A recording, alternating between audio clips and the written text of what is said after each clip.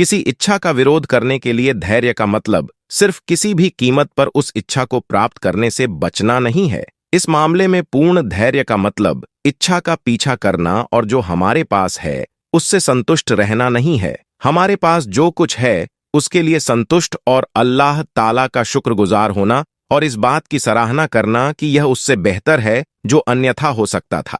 दोस्तों, एक समुद्री जहाज जिस पर काफी बोझ था, तिजारत का सामान और ताजिर उस जहाज के ऊपर सवार थे। अब सफर के दौरान समंदर में तूफान की वजह से जहाज हिचकोले खाने लगा और बिल्कुल डूबने के करीब हो गया। तो जहाज के कप्तान ने एक तजवीज सबके सामने पेश की कि देखिए, जहाज के ऊपर बोझ बहुत ज्यादा हो गया है। अब हम सबको जिंदा रहना है, तो आप लोगों का कुछ सामान समंदर में फेंक दिया जाए तो जहाज थोड़ा हल्का हो जाएगा और हम आसानी के साथ किनारे लग जाएंगे, क्योंकि हमारी जानें ज्यादा कीमती है सामान के मुकाबले में। सब ने कप्तान की बात पर इत्तेफाक किया और सब ने कहा कि एक जो सौदागर है, यानी एक जो ताजीर है, वह बिल्कुल नया है और वह काफी सामान अपने साथ लेकर आया है। उसका सामान फेंक दिया जाए समंदर में तो इससे हम सब डूबने से बच जाएंगे, और उसका सामान जितना है अगर उतना फेंक दिया जाए तो हमारा जहाज आसानी के साथ किनारे लग जाएगा। सब ताजीरों ने इस बात पर इत्तेफाक किया, लेकिन जिस ताजिर का सामान फेंका जाने वाला था उसने कहा, मेरे अकेले का सामान को फेंका जाएगा। सब ताजिरों का थोड़ा थोड़ा सामान समंदर में फेंक दिया जाए, उससे नुकसान भी सब पर तकसीम हो जाएगा और सबकी जानें भी बच जाएंगी। लेकिन सब सौदागर ने उस नए सौदागर यानी नए ताजीर के खिलाफ बगावत कर दी और उससे लड़ाई झगड़ा करना शुरू कर दिया, और झगड़ा इतना बढ़ गया कि सब ताजिरों ने मिलकर उस नए ताजिर यानी उस नए सौदागर को उसके सामान के साथ उठाकर समंदर में फेंक दिया और अपना सफर जारी रखा। ताजिर को तो समंदर में फेंक दिया गया। वह ताजिर बहुत देर तक लहरों से लड़ता रहा, आखिरकार थक कर बेहोश हो गया। लेकिन कुछ देर के बाद जब वह होश में आया तो उसे मालूम हुआ कि समंदर की लहरों ने उसे किसी वीरान और नामालूम जजीरे पर लाकर किनारे कर दिया है। वहां आदमजाद दूर दूर तक कोई ठिकाना था, बस छोटा सा जंगल और पानी ही पानी। सौदागर बड़ी मुश्किल से उठा, सांस ली,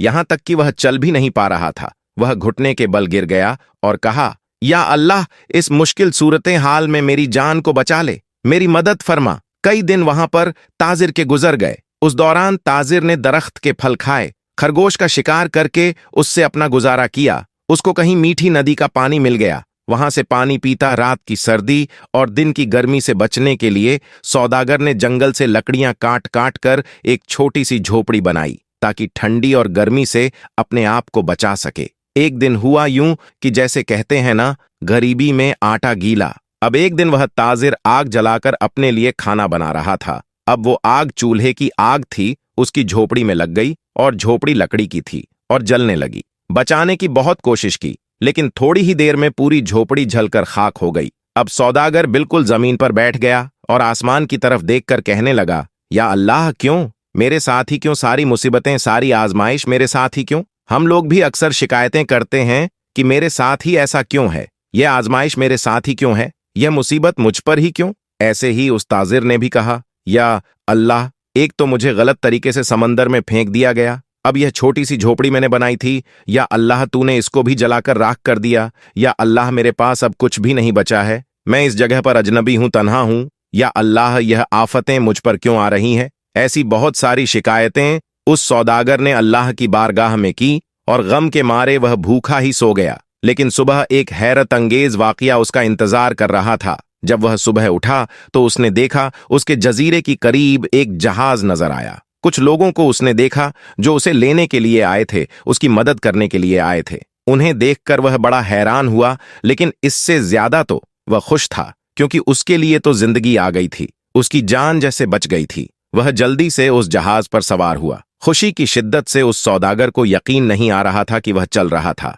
और जहाज वाले उसे बचाने के लिए आए थे। इस अनजान जगह पर कोई यकीन नहीं कर पा रहा था कि आखिर मेरे पास यह लोग कैसे आ गए, उनको मेरे यहां होने का पता कैसे चला, उन्हें किसने यह बातें बता दी। सौदागर ने उन जहाज वालों से पूछा, भाइयों, एक बात मुझे बताओ, तुम्हें कैसे पता चला, तुमने मुझे कैसे ढूंढा, आखिर मेरा ठिकाना तुम्हें कैसे मिल गया? यह तो बिल्कुल अनजान और अजनबी जगह है। उस सौदागर के इन तमाम सवालों को सुनकर जहाज वालों ने जवाब दिया, हमने यहाँ पर धुआं उठता हुआ देखा था तो हमें ऐसा लगा कि कोई शख्स हमें अपनी मदद के लिए पुकार रहा है, क्योंकि समंदर में जब कोई मुसीबत में फंसता है तो इसी तरह से इशारे देता है, और हमें ऐसा लगा कि किसी ने यहाँ पर आग जलाई है और धुएं के जरिए वह हमें मदद के लिए पुकार रहा है। हम तुमको देखने के लिए यहाँ पर आए। यह सुनकर ताजिर बड़ा खुश हुआ, अल्लाह का शुक्र अदा करने लगा और उसने अपनी कहानी सुनाई। बल्कि उन लोगों ने पूछा, तुम्हारे साथ क्या क्या हुआ? तो उसने बताया कि सौदागरों ने नाजायज तरीके से उसे उठाकर जहाज से बाहर फेंक दिया। समंदर में उसका सामान भी फेंक दिया गया।